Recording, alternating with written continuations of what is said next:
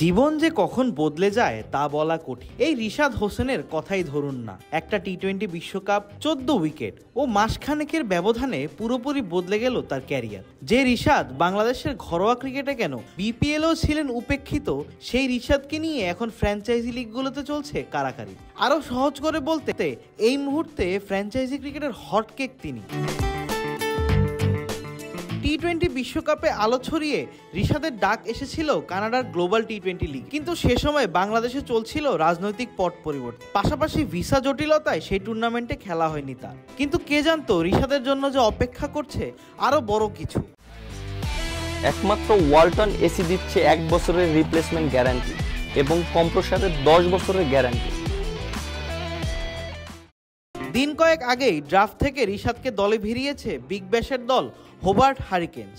আর এর রেশ কাটতে না কাটতেই জিমাফ্রো টি-10 লিগের দ্বিতীয় আসরে দল পেয়েছেন তিনি।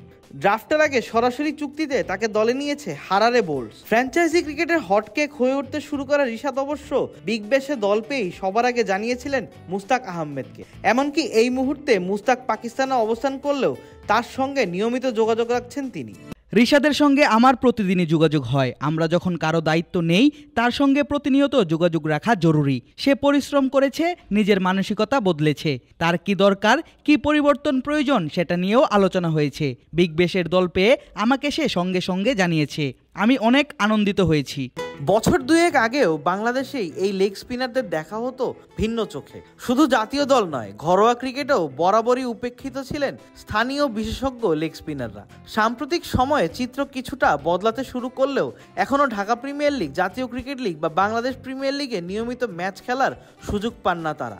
বাংলাদেশ এ দল, বিসিবি একাদশ বা এই ধরনের কোনো দলে জায়গা পেলে খেলার সুযোগ মেলে কখনো কখনো, আর তাদেরই একজন ছিলেন রিশাদ। দীর্ঘদিন জাতীয় দলের সঙ্গে থাকার পরও পেতেন না সুযোগ। তবে এখন দৃশ্যপট বদলেছে রিশাদের ভাগ্য। গত বছর আয়ারল্যান্ডের বিপক্ষে টি-20 সিরিজ ও নিউজিল্যান্ড সফরে ওয়ানডেতে অভিষেক হয় তার। এরপর তিনি আস্থার জায়গা তৈরি করে নিতে সক্ষম হন মূলত চলতি বছর শ্রীলঙ্কা সিরিজ দিয়ে। আর টি-20 বিশ্বকাপে এই স্পিনার কি করেছেন সে গল্প তো সকলেরই জানা। টি-20তে ফ্র্যাঞ্চাইজিদের অন্যতম চাহিদা হয়ে উঠতে শুরু করা এই রিশাদকে অবশ্য লাল বলের ক্রিকেটে দেখার ইচ্ছা পোষণ করেছিলেন বিসিবির নতুন সভাপতি ফারুক আহমেদ। দায়িত্ব নেওয়ার দিনই বলেছিলেন লঙ্গার ভার্সনে ভালো করতে পারেন তিনি। তবে একটা কোশ্চেন আমি করবো যে আমার মনে হয় Rishad is a good player, সে কিন্তু লঙ্গার ভার্সনে খুব ভালো খেলতে পারে। সো এরকম ধরনের সাজেশন থাকবে। আমার মনে হয় ছেলেটা আমাকে খুব ভালো ইমপ্রেস করেছে। তার কারণটা আমি বলে দিচ্ছি।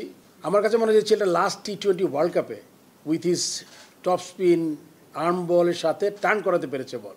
আমার কাছে মনে হয় যে ইদার ও টেস্ট ম্যাচে নাইলে এইচপি, আমি জানি না ও এই টিমে খেলতে গেছে কিনা, আমি জানি না মাহবুব। পাকিস্তানের বিপক্ষে সিরিজ শুরুর আগে অধিনায়ক নাজমুল হোসেন শান্ত জানিয়েছিলেন রিশাদকে আপাতত টেস্ট ক্রিকেটের জন্য বিবেচনা করা হচ্ছে না। এবার পাকিস্তান সিরিজের পর ভারত সিরিজের আগে শান্তর সঙ্গে সুর মেলালেন বাংলাদেশের স্পিন বোলিং কোচ হিসেবে দায়িত্ব পালন করে যাওয়া মুস্তাক আহমেদও। মুস্তাক মনে করেন এত দ্রুত রিশাদকে টেস্ট খেলানোর বোকামি হবে। উল্টো বিসিবিকে তিনি পরামর্শ দিয়েছেন লাল বলে রিশাদকে নিয়ে ভাবলে আপাতত শুধু রিশাদকে ঘরোয়া ক্রিকেটে খেলাতে। তাই দিন কয়েক পরই শুরু হতে যাওয়া ভারত সিরিজে টেস্টে অন্তত রিশাদকে চাইছেন না সাবেক এই পাকিস্তানি ক্রিকেটার। রিশাদের যে ব্যাপারটা, আমার মনে হয় না ওকে এখনই টেস্টে অন্তর্ভুক্ত করা উচিত। আপাতত শুধু টি-20তেই মনোযোগ থাকুক তার। কারণ ওকে টেস্ট খেলাতে হলে বাংলাদেশে ঘরোয়া ক্রিকেট খেলতে হবে লাল বলে। বিসিবি যদি চায় তাকে টেস্ট খেলাবে, তাহলে আগে ঘরোয়া ক্রিকেটে লাল বলে খেলানো উচিত। কারণ 3 ফরম্যাট একটার থেকে আরেকটা আলাদা, প্রত্যেকটার জন্য আলাদা চিন্তা ভাবনার পাশাপাশি আলাদা স্কিল প্রয়োজন। তাকে হয়তো দলে রাখা যেতে পারে, কিন্তু এখনই টেস্ট খেলিয়ে দেয়া বোকামি হবে। এখনই টেস্টে খেলানো উচিত হবে না বলে আমি মনে করি।